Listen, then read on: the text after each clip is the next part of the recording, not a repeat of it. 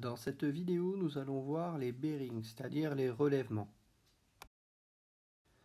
La notion de bearing dans Birds of Prey est très différente de la notion de bearing qu'on utilise en réalité dans l'aviation. Ici, dans Birds of Prey, cette notion de bearing va être utilisée pour déterminer dans quelle direction le pilote devra regarder pour trouver un autre avion.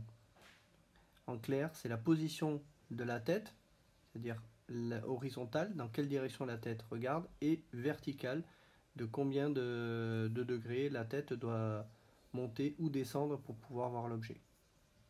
Donc j'ai repris ici le dessin qui est dans le tutoriel avec la position de notre F-16 que nous avons vu dans la vidéo précédente qui devait finir à notre endroit. Nous allons rester dans l'esprit du tutoriel et suivre par rapport à cette position-là.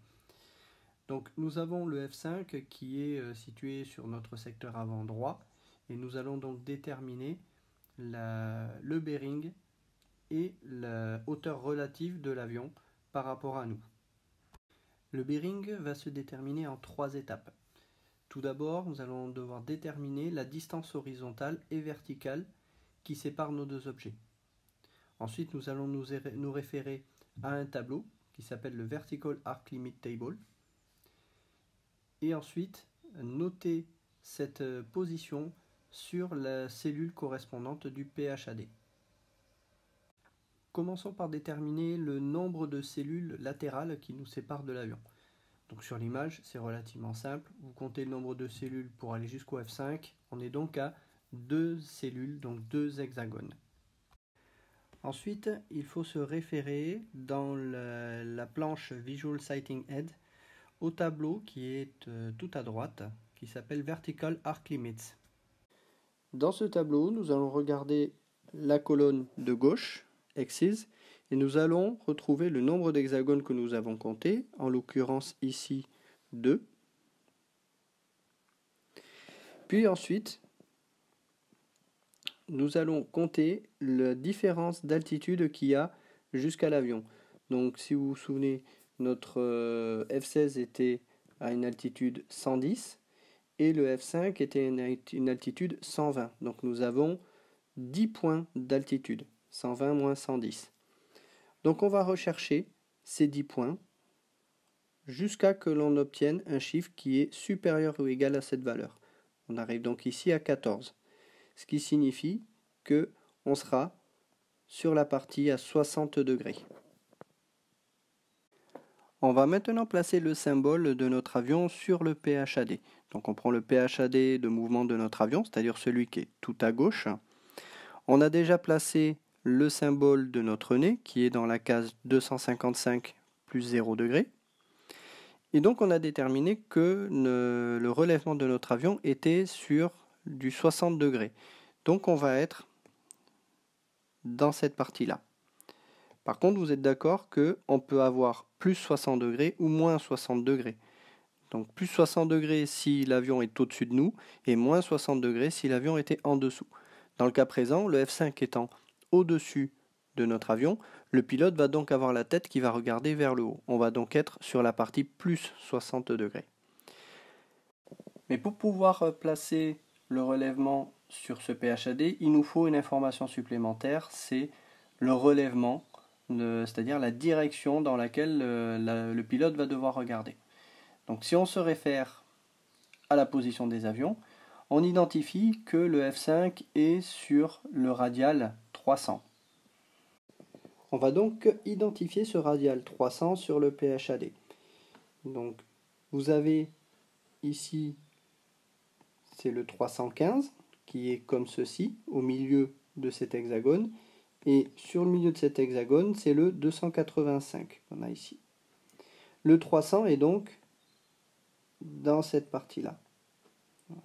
On est donc au milieu. Alors, si je veux vraiment bien le dessiner, mettre en rouge, on va être sur cette ligne-là. Voilà. Donc, quand on est entre deux hexagones, comme c'est le cas ici, on est entre cet hexagone et cet hexagone, on va pouvoir choisir entre ces deux hexagones pour placer le relèvement. Donc on était sur la partie plus 60 degrés, donc on a le choix entre le 270 plus 60 et le 330 plus 60. Donc on va maintenant placer notre relèvement. On va mettre le chiffre 2 qui correspond au numéro qui est noté pour ce F5 là. Et on va l'entourer de façon à indiquer qu'il est bien sur la partie positive, donc sur la partie du haut de la sphère. Voilà. Autre petit point de détail quand on le note, on a dit qu'on était exactement sur cette ligne-là. Donc on va noter, comme je l'ai fait ici, le symbole qui touche cette ligne de façon à matérialiser plus précisément qu'en fait l'avion était sur cette ligne-là. Alors on aurait très bien pu placer l'avion ici, ce qui est tout aussi bon. C'est juste un choix que le joueur doit faire lorsqu'on est dans cette situation-là. Il peut placer l'avion dans cette case comme dans l'autre. Dans le cas présent, on a choisi de placer l'avion sur la case 270 plus 60 parce que c'est la case qui est la plus proche de notre nez ici. Donc ça nous arrange par rapport à la matérialisation de la position de l'avion. Je vais maintenant vous expliquer ce que l'on appelle le bearing réciproque. Donc on va en fait se retrouver toujours dans cette même situation. Une fois qu'on a déterminé le bearing dans un sens, donc là nous l'avons déterminé dans le sens du F16 vers le F5, le bearing réciproque, ça va être tout simplement le bearing dans le sens du F5 vers le F16. Donc on va déterminer le bearing du pilote de F5 sur le F16. Alors pour faire cela, ça va être extrêmement simple. Une fois que l'on a déjà déterminé le bearing dans un sens, trouver le bearing réciproque, ça va être tout simplement le bearing qui va être situé à 180 degrés du bearing que l'on aura déterminé.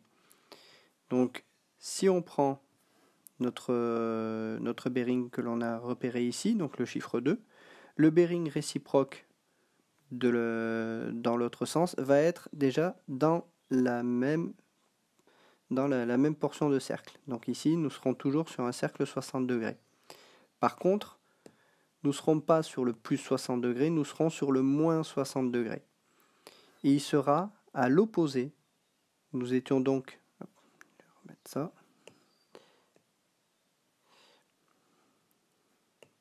Nous étions sur ce trait-là. Le bearing réciproque va donc être sur le trait qui est en face de l'autre côté. On va donc noter ce bearing réciproque de manière simple en effectuant un simple rond sur le trait en question.